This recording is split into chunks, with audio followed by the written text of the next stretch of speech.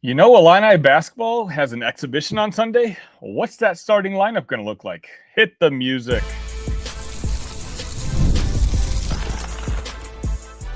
You are Locked On Illini, your daily podcast on the Illinois Fighting Illini. Part of the Locked On Podcast Network, your team every day. Welcome one, welcome all to a live edition of Locked On Illini. Yeah, it's live. I decided to, with no game to go live on immediately afterwards Saturday, and obviously I missed going live after the Ohio State game because I was in Champaign. Quite honestly, I miss doing this. I like the live episodes every now and then. So I figured I'd jump on. I've been talking a lot of basketball today. We're talking a lot of basketball in the Talk Illini Discord. The link should be in the description. So I want to talk a little basketball with you guys. So if you are going to be in the audience at some point, please leave any comments in the comment section. Maybe I'll try to get to that in the third segment. Today's episode is going to be brought to you by FanDuel. Right now, new customers can bet $5, and if your bet wins, you'll get $300 in bonus bets to use across the app. Download the app today. My name is Sunny Verma, your host here at Locked On, where I continue to provide you coverage each and every day. All the information you see and hear is absolutely free, but if you want to feel generous, I would absolutely appreciate you hitting the like button on this video and making sure you're subscribed, as it's still my goal to hit 4,000 subs on YouTube, at least in the next month or so. If that's more than feasible with the way this community grows. So, like I was saying, Illinois is going to be playing Illinois State on Sunday in an exhibition match. And quite honestly, if you guys remember last year's exhibition match against, Ole Miss? Well, that didn't work out too well for Illinois. Not too surprisingly, of course, you're talking about a roster last year which had never played together. Like, literally, you're talking about 10, 11 guys who had never played an official game together before. And so maybe the lack of defense and the lack of cohesion and chemistry was not too much of a surprise. And it certainly showed on the court.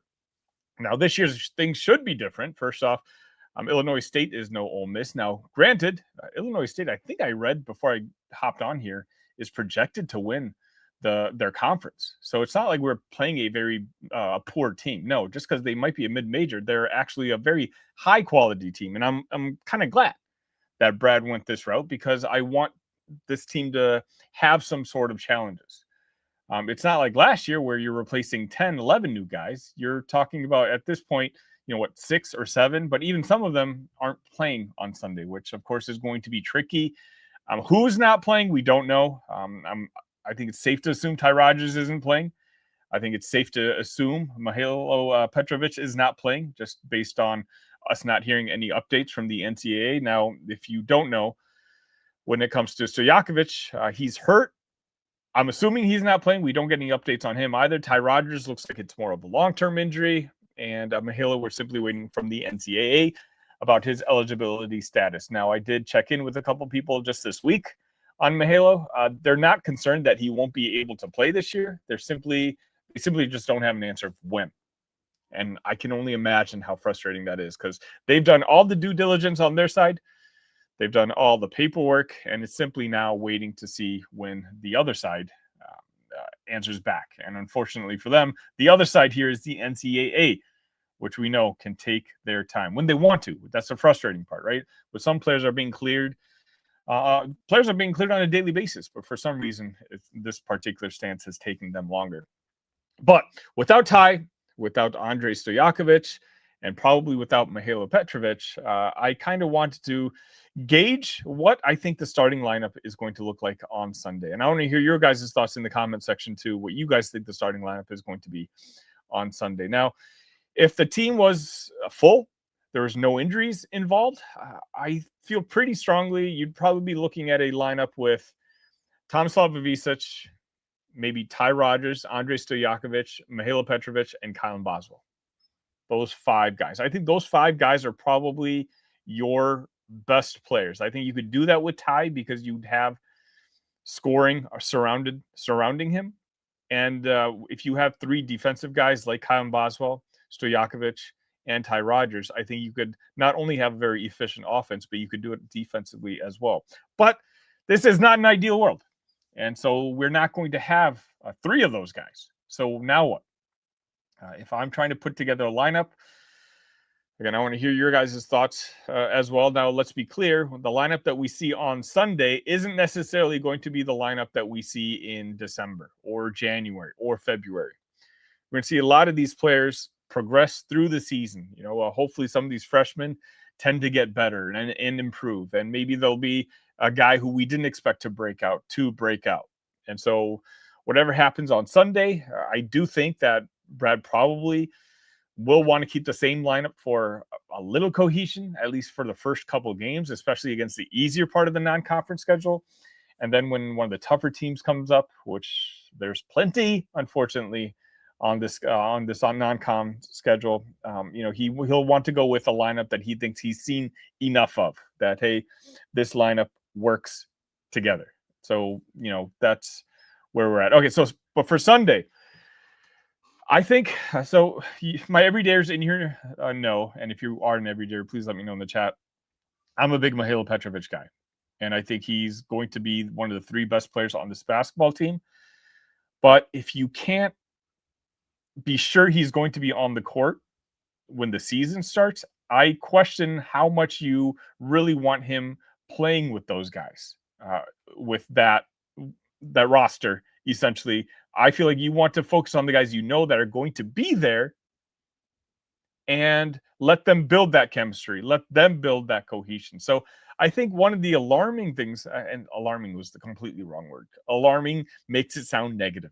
Like I all of a sudden think that maybe he's not going to be here for a while. That's not what I meant. Let me reverse real quick. All right. So what I think is going to happen is you're going to have Kylan Boswell at point guard. I think with Mihailo, he would play more of an off role, and I think Mihailo would play the main point guard. But I think in this lineup, Kylan Boswell is going to play point. We know Tomislav Ivišić is going to play center. And then what?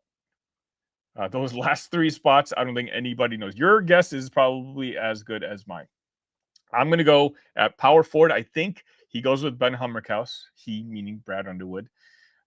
Brad bringing Ben to Big Ten Media Days, I think, was just a sign saying, hey, Ben, you are a big part of this team. And I know you dealt with a lot last year, a lot of expectations. And, if we're all in the trust tree, this Locked On Illini community trust tree, we can be fair and say that, yeah, he probably didn't quite live up to the billing, at least the expectations that, people put on him. It wasn't his fault. It's outside writers and his own head coach. But this year he chose to come back, and Brad was very vocal that when, Ben was trying to decide that he wanted Ben back. And I think this would be a really good sign of showing, hey, I trust you. You're one of our veterans. I want you on the court. So I think Ben starts at the 4 spot next to Tommy Ivišić. Who starts at 3 and who starts at 2? I think at 2, let's take a look at this roster. I mean, it gets tricky, right? It certainly does get tricky from here. Stojaković, I don't think is going to be healthy. And if he is healthy, I feel like we would have heard it by now. So if he's not, I'm going to go with, why not? You know what? We've heard so much about Keaton Wagler at the 2 spot. I think he's just a natural here when you're talking about a guy who's 6'6", 180 pounds. Again, I'm a big Mihailo guy, but I think this lineup configuration makes sense, especially early in the season. We're talking about, we'll let Kylan start, let Keaton, who, again, there's been so much positive buzz about, let him start at the 2 guard spot and see what he does, see how he performs. Illinois State's a very good basketball team, and this will provide enough of a challenge. It's not like you're playing the Little Sisters of the Poor, whereas you don't learn anything from that matchup. I think Keaton starting at the 2 would make a lot of sense, just to see where he's kind of at when it comes to that level of opponent. And then the number 3, and this one might surprise you guys, is why not start Jake Davis? Again, my everydayers in here know I'm actually a huge fan of Jake Davis. I think every time I watched him on the court, he plays like the typical coach's son. He always makes plus plays on the court. And Brad Underwood said something similar during Big Ten Media Days. I was supposed to do a segment on it. I haven't yet. Maybe I'll get to it later on this week. But I think Jake is just another guy who you want to have confidence. You want him shooting threes. And you're not going to necessarily need your best 5 or your best 7 or best 8 to beat Illinois State. But you still want guys that, are going to contribute on the floor. So for me, my starting 5 is going to be Kylan Boswell, Mihailo Petrovic, Jake Davis, Ben Humrichous, and Tomislav Ivišić. I just think lineup-wise, that makes the most sense. Quite honestly, it's probably the safest lineup you can come up with for Sunday. I don't think that's the long-term lineup necessarily, but it's just my opinion real quick. I do have a guest on the show. Carson, thank you for joining me. Carson's a fellow employee at On3. Carson, thanks for jumping on with me. Yeah, thanks for having me. So Carson, by the way, for you folks watching live, you can also jump in. Just click the link I put in the chat section. Carson, real quick, before I have to go on break, what do you think the starting lineup for the game on Sunday looks like, at least in your opinion? Yeah, right now I think the safe ones would be Kylan to start, Tomislav to start, and Ben Humrichous. With Andrej coming back from injury, I think Keaton Wagler probably starts if Andrej's not ready to go, and then Mihailo Petrovic most likely at the point. So you think they're going to play Petrovic despite his uncertainty, when it comes to his status? Yeah, it's just a gut hunch, but they could play guys in exhibition games. It's just they can't play a guy in the regular season. As far as I'm aware, I believe that is the NCAA rule right now, because there have been past seasons where we've seen, Kentucky played, I believe it was the other Ivišić brother when he first came overseas, Zvonimir. even though he hadn't been cleared yet. But once we get to the regular season, that will be an issue. All right. So let me know in the comment section your starting lineup for Sunday. And right after this, Carson and I are going to talk a little football and what we want to see from this team post-bye week.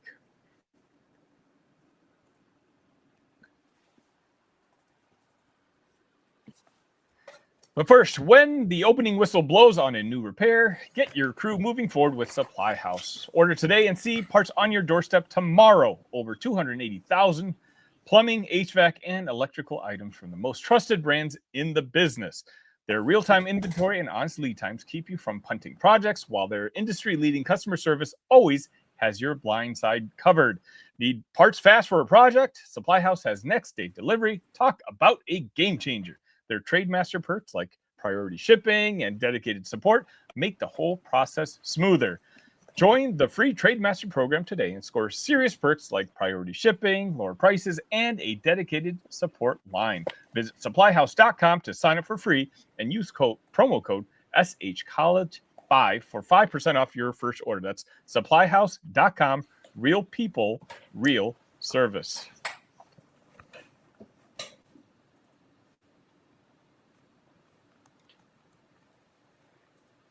And next up, I have my partners in FanDuel.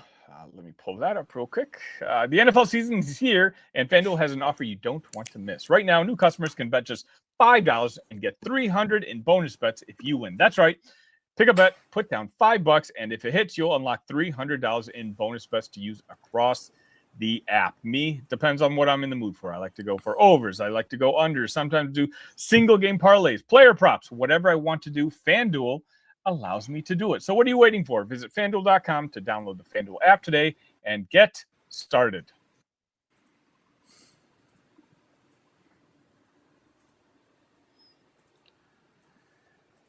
All right, Carson, thanks again for jumping on. You are one of the premier football guys when it comes to the On3 network and this industry in general. Now I kind of want to just sit back. It's bye week for the most part in Locked On. I've focused on the basketball side, but I still have that football itch every now and then. And now, we heard from Brett Bielema earlier today during his teleconference. I just want to know, okay, we've got the bye week, then we got Washington coming up. First game, it's going to be a really tough one, the toughest game we have remaining on our schedule. What do you want to see from this football team post-bye? Yeah, I have 4 points that I kind of wrote down in the 5 minutes pre-podcast here. Most importantly, we need a healthy running back room. We had Caden Fagan dealing with some issues last week. He came back in the game, but they said it was a shoulder issue. So we need him to be 100%. We can't risk losing him.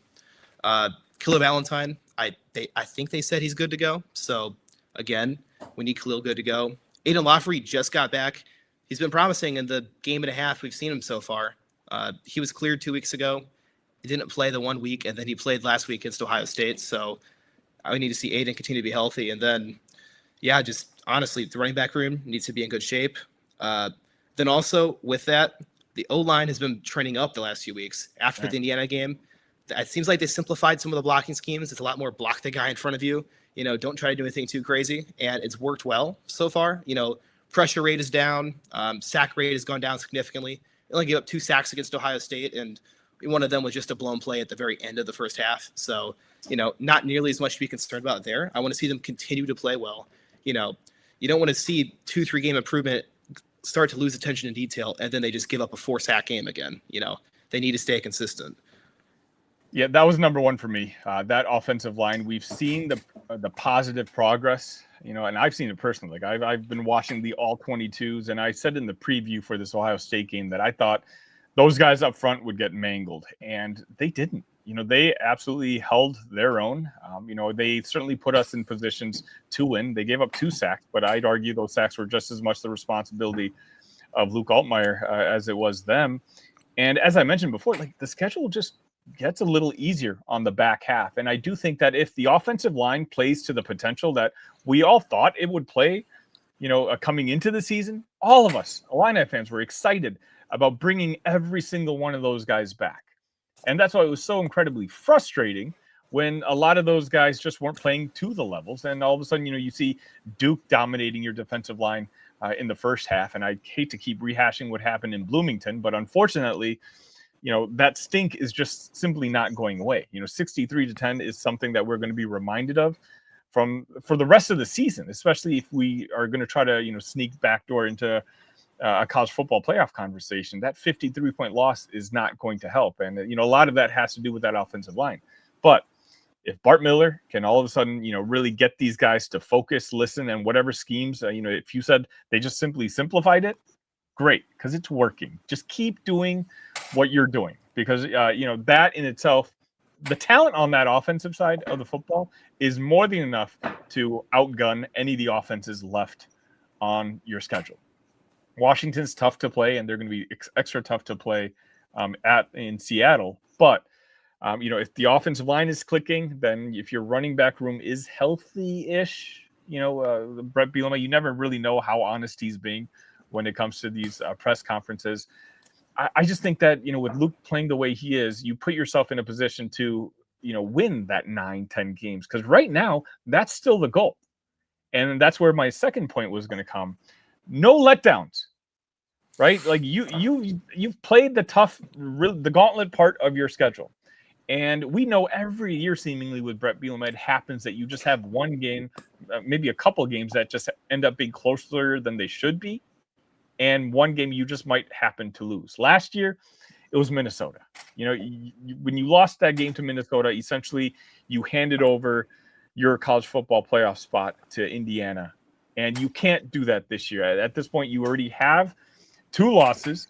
And when you have 2 losses, that's pretty much the floor. You can lose another game, but then you kiss the idea of a college football playoff spot goodbye. And then you just focus on maybe making the best bowl game that you can make, which again, as an Illini fan, that's fine.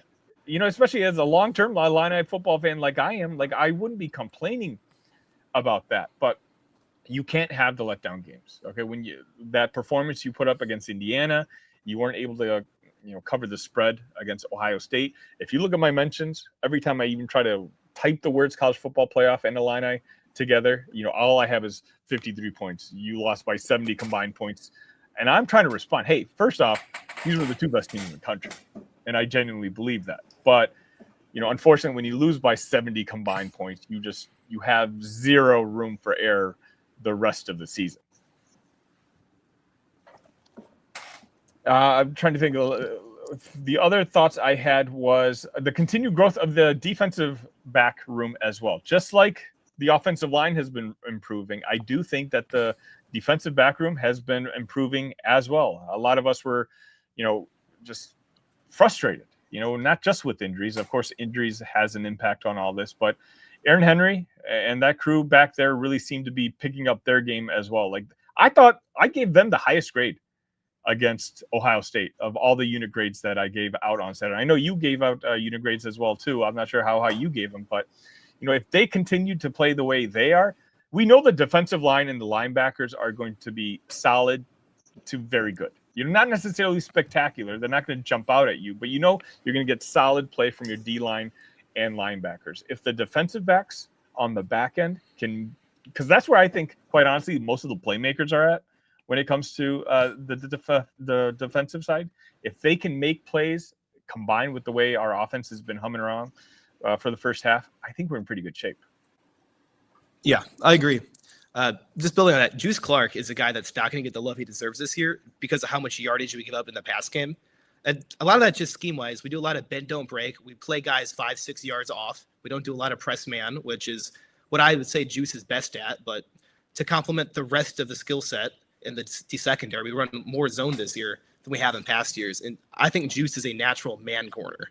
He held Jeremiah Smith under 50 receiving yards last weekend. That's the worst game of the season for Jeremiah Smith. People aren't acknowledging that. And did you see Jeremiah Smith on Twitter trying to flex? Like, some person tweeted out at him, you know this guy can't guard you, and Jeremiah basically retweeted it confirming, and I'm like, brother, you got 45 yards. Like, you get that in a half against in the other games, and no, Juice got you. Yeah, agreed. I mean, if you counted the catch that was then overturned, he might have had 75 yards in the game. But, I mean, the ball hit the ground on video, so there's really not much to argue there.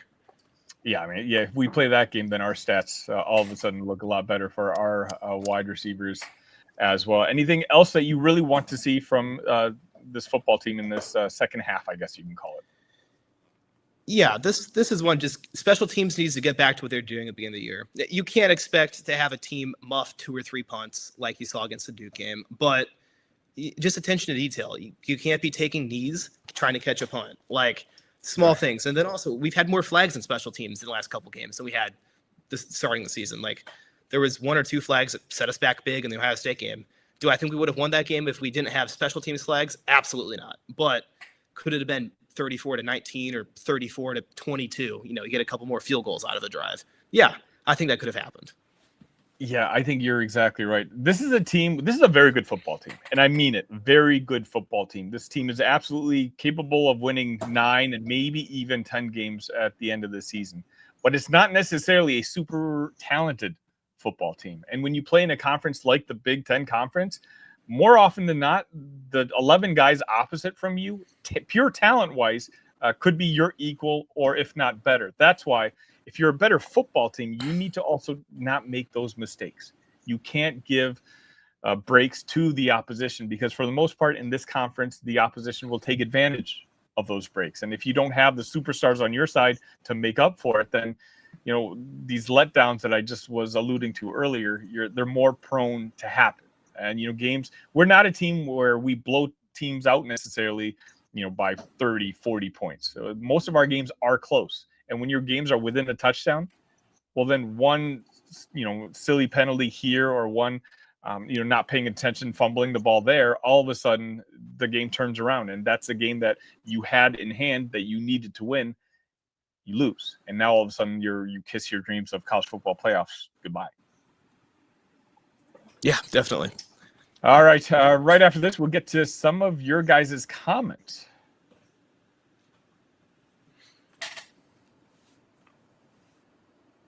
But first, Mazda crafts cars for those who do more than simply move. From footwork to breathwork, athletes sweat all the details. Mazda brings the same intention to how we craft every model. You can feel the Japanese craftsmanship in every detail, from the metallic accents to available Napa leather upholstery. With all-wheel drive standard in every crossover SUV, you can drive with confidence through almost any season. Like our players, we sweat every detail because when you make every move count, impossible becomes irrelevant. Mazda, move and be moved.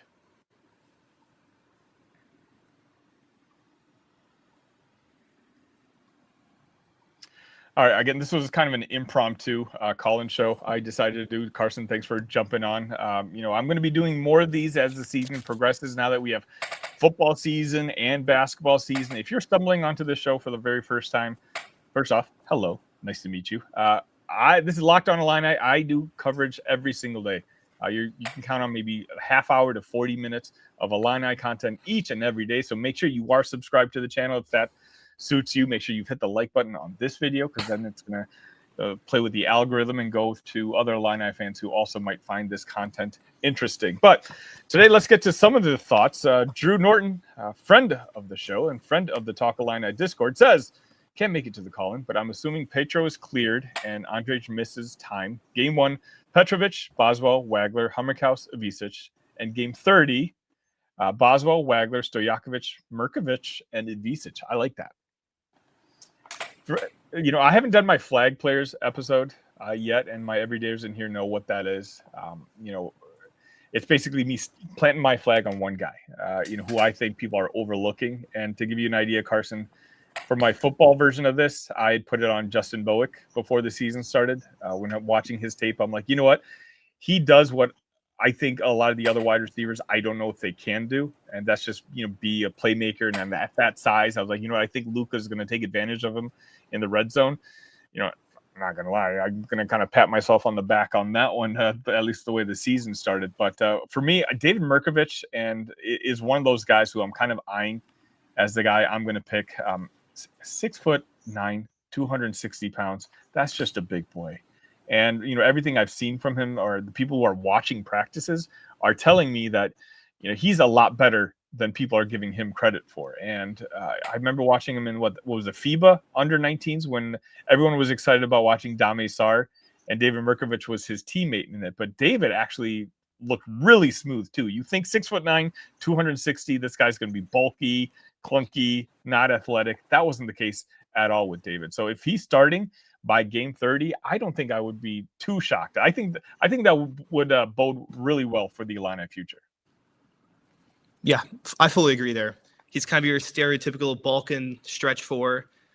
If the shot comes along a little bit further than what it is right now, I don't know if he'd be an NBA guy year one, but long term, you're looking developmentally as a guy that could play his way into a conversation. I'll save my hot take for the hot take episodes, but let's just say I'm very high on David Mrković. GF, also friend of the show, says first regular season game, and if Stojaković and Petro are out, Boswell, Wagler, Humrichous, Zvonimir, and Tommy Ivišić, if both are back, game 1, Boswell, Petro, Stojaković, and he's still, I probably should have thought of that. Maybe both the Ivišić, like, I don't know how you'd count it, how do you say that, multiple starting together. Brad's hinted at it, then he's kind of backed off, but then he's kind of hinted at it. So I don't know what the angle is here, but maybe in game 1, like, he lets the two brothers run together. What do you think? Yeah, I think it's going to be a situational play, especially with the exhibition game versus Illinois State. I don't think we're going to see that starting out, but part of that is I think teams that just can't guard the perimeter, I think you could see it because both of the guys can shoot very well. But if you're playing a team that can guard the big and they have bigs that can run, I don't think it fits the scheme whatsoever. Yeah, I think it's cute. It's a fun idea. But once Brad actually sees the execution of it on the court and the way that other opposing defenses or offenses will just kind of take advantage of it, I don't think it's going to get much run. He also says the lineup will most likely change over the season, but who knows how it will. Need to see a few games first, and that's exactly what we can start doing on Sunday. I don't know if I'm going to be doing a live post-game Sunday after the exhibition. I do, unfortunately, have some family obligations then, but who knows? We'll see. I might come on here Sunday evening and, talk about what we saw. Carson, thank you so much again for jumping on today. Can you let the folks here who might be seeing you for the first time know where they can find your work? Yeah, of course. Illinois on 3, Orange and Blue News. And you can also find me at Carson Bounds on Twitter and at Carson L. Bounds on Instagram. Yes, Carson is involved with my other project with Talk Illini, which is with Orange and Blue News and On 3, and he's done a fantastic job there before, and he'll be jumping on as a co-host with me on episodes in the future. And thanks for jumping on Lockdown today. Of course. Thanks for having me. All right, that's going to wrap it up for this edition of Locked On. Again, on your way out, make sure you hit that like button. Make sure you're subscribed to the channel. And until next time, ILL. Love you guys.